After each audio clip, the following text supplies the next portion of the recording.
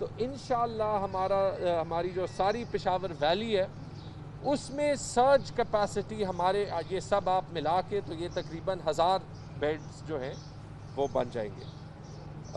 स्वात का जो सैदू शरीफ का जो हॉस्पिटल है वो भी कंटिन्यूसली पेशेंट्स का लोड उठा रहा है। आपको पता है कि जो हमारे नॉर्दर्न अजला हैं मालाकंड डिवीज़न के, वो ज़्यादातर वहाँ पे जाते हैं। कल वहाँ पे सेक्रेटरी हेल्थ ने टूर किया और वहाँ पे भी हम इंशाअल्लाह विद इन डेज़ 150 से 250 तक बेड कैपेसिटी बढ़ाएंगे।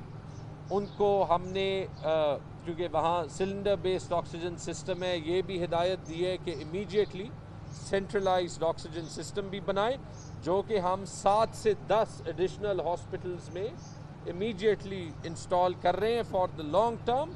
फॉर द शॉर्ट टर्म हम जो है अपनी ऑक्सीजन सिलेंडर्स की कैपेसिटी भी बढ़ा रहे हैं।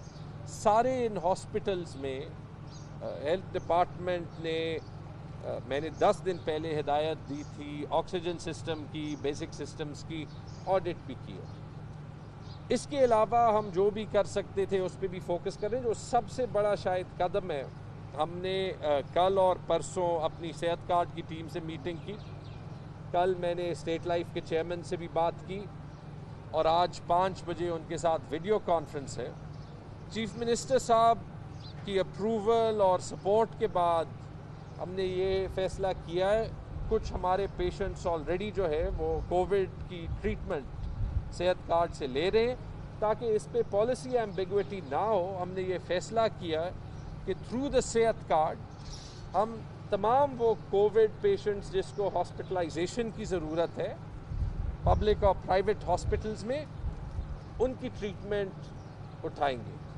मैंने आपको पहले भी कहा था कि इंशाअल्लाह ये जो यूनिवर्सल हेल्थ इंश्योरेंस का इक़दाम है, ये हमें बार बार उस टाइप के फ़ायदे देगा हेल्थ सिस्टम में इमरजेंसीज़ का, जिसका हमने तसव्वुर भी नहीं किया था। अल्लाह का लाख लाख शुक्र है कि जब इतनी बड़ी वबा है हमारे पास एक ऐसे टूल है जिससे हम लोगों को रिलीफ दे सकते हैं। चीफ मिनिस्टर साहब ने कहा कि इस पे इमीडिएटली काम करें। जैसे ही हम स्टेट लाइफ के साथ मोडालिटीज़ फाइनल कर देंगे तो आपको शाम पे जो है वो अपने सोशल मीडिया अकाउंट्स पे या थ्रू वीडियो मज़ीद जो है वो फीडबैक दे देंगे। लेकिन इससे लोगों को भी रिलीफ मिलेगा, लेकिन उसके साथ मेरी उम्मीद है और उसके लिए एक लेटर भी तैयार है कि हमें प्राइवेट सेक्टर से भी ज़्यादा अपॉर्चुनिटी मिलेगी कि वो भी अपनी ज़्यादा कैपेसिटी कोविड को डेडिकेट करें और लोगों को ये नहीं जो है वो सोचना पड़ेगा कि वो कौन से हॉस्पिटल जा रहे हैं कोविड ट्रीटमेंट के लिए। सिर्फ थोड़े से रेगुलेटरी प्रोटोकॉल्स पे जो है वो काम करना है, इसलिए स्टेट लाइफ के साथ मीटिंग कर। देखिए ये सब कुछ ठीक है, लेकिन दोबारा से याद रखें और मीडिया का मैं शुक्रिया अदा करता हूं कि आपने through out the Covid crisis बड़ा पॉजिटिव रोल प्ले किया। याद रखें न्यूयॉर्क हो, लंदन हो, स्पेन हो, इटली हो, फ्रांस हो, ना किसी सिस्टम ने सिर्फ हेल्थ केयर कैपेसिटी से कोविड का मुकाबला किया,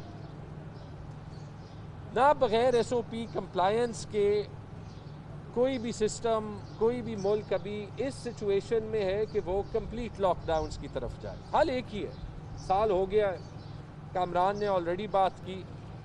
हमें जो भी हो, जैसे हमने पिछले 3-4 महीनों में बहुत से प्रेस कॉन्फ्रेंसेस किए थे, आपने भी कम लोगों ने मास्क पहने थे। ऐसे बहुत से मौके ऐसे होंगे जहाँ पे मैंने भी आउटडोर्स में ऐसे मौके पे मास्क नहीं पहना होगा, ठीक है।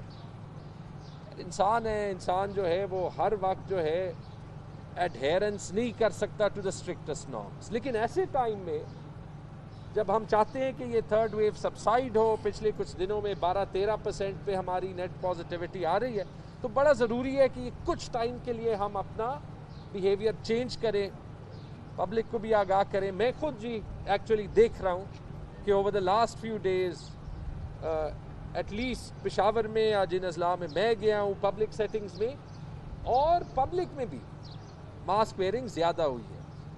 हमें इससे बहुत ज़्यादा चाहिए। हमें ट्रेडर्स की भी हेल्प चाहिए, हमें बिजनेस कम्युनिटी की भी हेल्प चाहिए, हमें मीडिया की भी हेल्प चाहिए, हमें सबसे ज़्यादा पब्लिक की हेल्प चाहिए।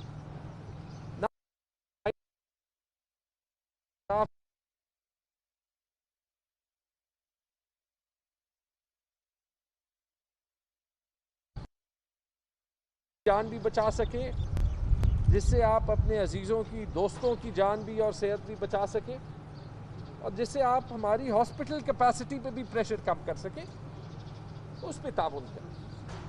थर्ड वेव भी सबसाइड हो जाएगा, वैक्सीनेशंस भी इंशाल्लाह ज़्यादा होंगी, उस पर आपके सवाल भी होंगे। सबसे बड़ा मैसेज आज ये है, सबसे बड़ी दफा कोविड के अगेंस्ट हमारा एहतियात है। जी सर।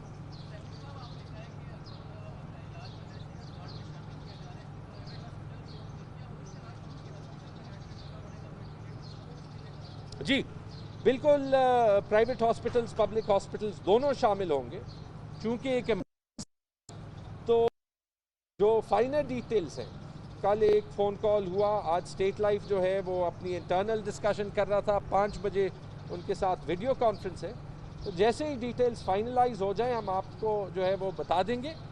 लेकिन ये मैसेज प्राइवेट हॉस्पिटल्स तक पहुंचना भी ज़रूरी है, ये मैसेज पब्लिक तक पहुंचना भी ज़रूरी है कि हम जो भी कर सकते हैं वो हम इंशाल्लाह चीफ मिनिस्टर की क़यादत के नीचे करेंगे। सर ये बताएं कि क्या कोई इजाफी फंड फोकस किया जा रहा है इस हालात को कंट्रोल करने के लिए, और ये थोड़ा बता दें कि जो बड़े अस्पताल हैं उनमें वेंटिलेटर्स की कैपेसिटी कितनी है, आपके इल्म में क्या है, उसको बढ़ाने के लिए क्या इकदाम किया जा रहा है। दूसरा सवाल कमरान मगज से है, मेरे ख्याल में एक सवाल का जवाब दे दें फिर उसके बाद।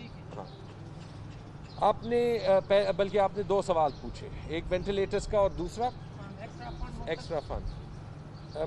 एक्स्ट्रा फंड की ज़रूरत तो इसलिए नहीं है क्योंकि एक प्रोविज़न हमने 25 अरब की ऑलरेडी रखी है,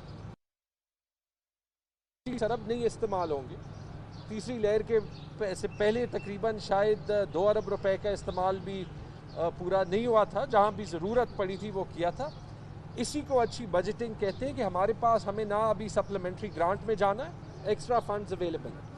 कल हमने स्वात हॉस्पिटल को तकरीबन 46 मिलियन रिलीज़ किए। कल रात मेरे पास डीजी साहब आए क्योंकि उन्हें सुबह कहा कि जो नॉन एमटीआई हॉस्पिटल्स को एक्स्ट्रा फंड्स चाहिए,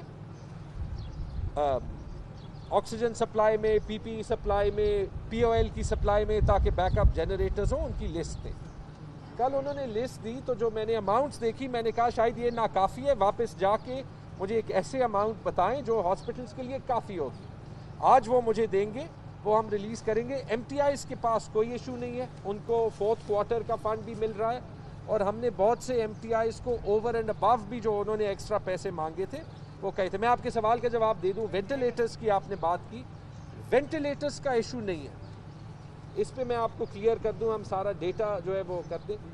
वेंटिलेटर्स अभी भी बहुत से खाली पड़े। माशाल्लाह हमारी मेडिकल कम्युनिटी जो है वो कोविड ट्रीटमेंट प्रोटोकॉल्स में बहुत बेहतर हो गई है दुनिया के मुकाबले में।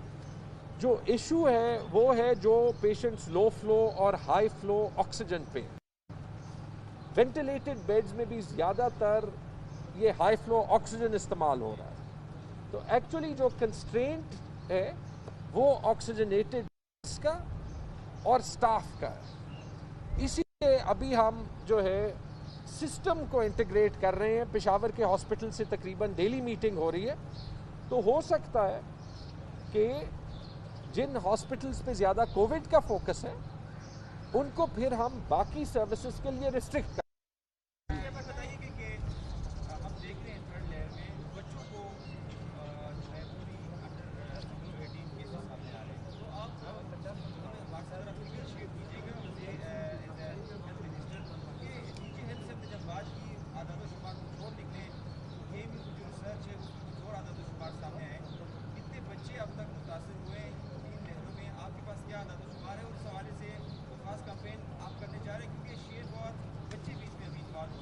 मेरी जो इस पे ये सवाल पिछले 1-2 दिन में बहुत हुआ। मैंने डिपार्टमेंट को ये कहा है कि जो 3rd वेव में बच्चों का डेटा और 1st और 2nd वेव में उसको अलहदा करें, ताकि हम देखें कि कोई डिफरेंस है या नहीं। जिस रिसर्च की आप बात करें, और ऑनेस्टली देखिए, एहतियात सबको करना ठीक है, बच्चे अभी भी ज़्यादा सेफ हैं। ये जैसे ही हम मेरे पास डेटा आ जाए मैं शेयर कर दूंगा कि पहले और दूसरे वेव के मुकाबले में बच्चे ज़्यादा जो है वो मुतासर हो रहे हैं, केसेस ज़्यादा हो रहे हैं या नहीं। ये एक रिसर्च हुई थी सवाबी में, बच्चों में एंटीबॉडीज़ एक सैंपल, रैंडम सैंपल लिया गया था। उसका रिज़ल्ट ये था कि 25% जो बच्चे जिनका सैंपल लिया था उनमें कोविड एंटीबॉडीज़ डेवलप हुई थी, जिसका मतलब कि तकरीबन वो सारे जो थे एंटीबॉडीज़ पॉजिटिव थी, उनके कोई सिम्टम्स नहीं थे, जिसका मतलब कि उनकी कोविड की इम्यूनिटी डेवलप हो चुकी थी और उन्होंने कोविड जो है वो पास कर चुके थे।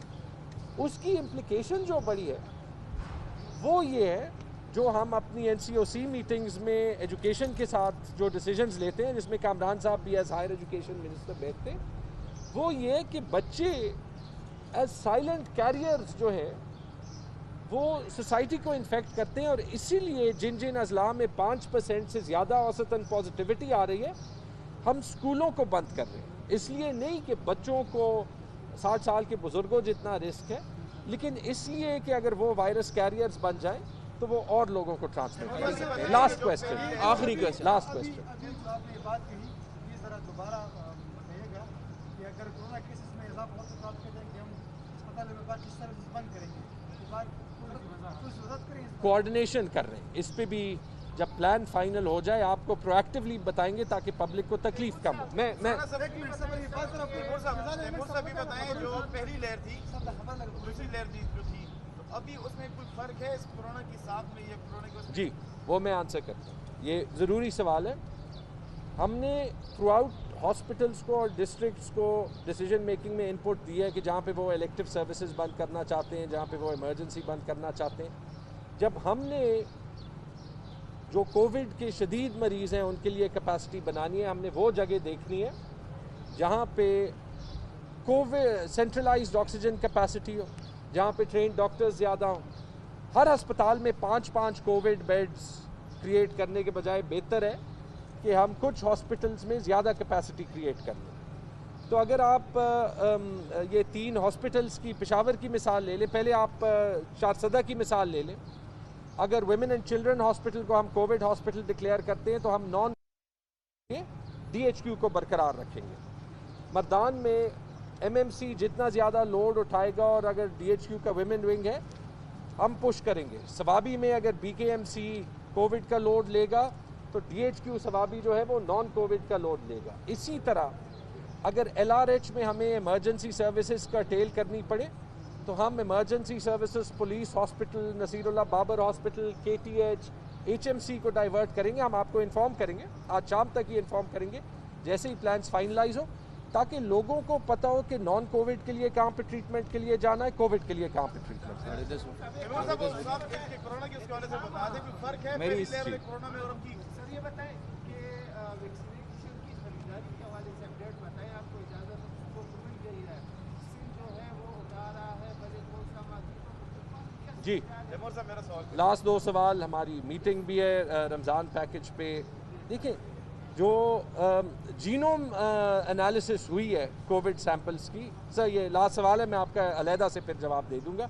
जो जीनोम सैम्पलिंग हुई है वो ये दिखा रहा है कि जहाँ पे कोविड के केसेस ज़्यादा हुए वो UK का वेरिएंट आ रहा है, जो कि 75% शायद ज़्यादा ट्रांसमिसिबल है, इसलिए ज़्यादा एहतियात की ज़रूरत है। जो आपने वैक्सीनेशन की बात की, देखिए प्राइवेट वैक्सीनेशन पे तो कल फेडरल गवर्नमेंट से ही जो है वो ऐलान हो गया, एंड आई होप, मेरी ज़ाती राय है कि प्राइवेट वैक्सीनेशन अवेलेबल हो जाए, क्योंकि इससे कोई गवर्नमेंट की रिस्पॉन्सिबिलिटी पे फ़र्क नहीं पड़ता। हमने सबको जो है वो वैक्सीन प्रोवाइड करना है, टर्न बाय टर्न प्रोवाइड करना है।